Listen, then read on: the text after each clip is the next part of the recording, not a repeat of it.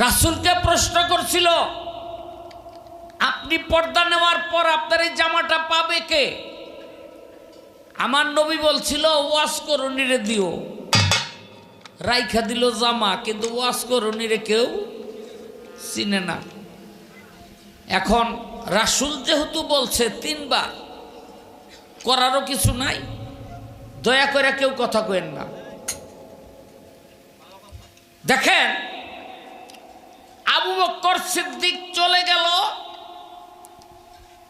উমরের খেলাফতের কালে মনে পড়লো যে ওয়াজ করুনির জামাটা দেওয়া হয় নাই। মানুষকে বলে ওয়াজ করুনি কে, কেউ চিনে না।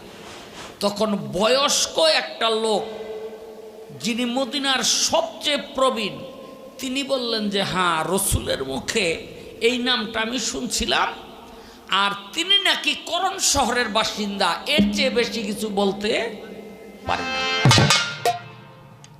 হযরত ওমর হযরত আলী করে বলল, জহুরে লইয়া ওই জামাটা লইয়া করণ শহরে গেছে। করণ কোথায়? এই যে ইয়ামেনের মধ্যে। গিয়া মানুষের জিগা, এই এলাকায় ওয়াজ করুনি কার নাম? কয় ওয়াজ করুনি তো নাই। কয় কে আছে? কয় একটা পাগল আছে, ওয়াজ্জা। কয়তে ওয়াজ্জা পাগলা থাকে কই? কয় ভুলেও নাম লয়েন না। কয় কেন? কয় হ্যাঁ, যেন থাকে হন্দা বাঘই থাকে বেশি। কয় থাকে কই?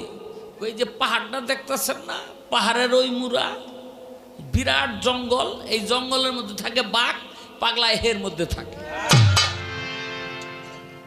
গেছে, এইটাই হইব।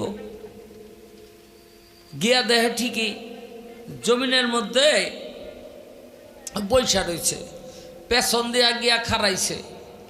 বলে আপনি কি ওয়াজ করুনি? ওয়াজ করুনি। ঘুইরা উমরে দেখা কয়, আরে তুমি উমর না? ওয়াজ করুনি। কয় আমি আপনারা চিনি না, আপনি আমারে চিনলেন কেমনে? কয় দেখো, রুহানিতে যখন আমরা আল্লাহর হুকুমে লাইন ধরে দাঁড়াইছিলাম, সেদিন তুমি আমার বাম ধারে দাঁড়ানো ছিলা, আমি সেদিন থেকেই তোমাকে চিনি।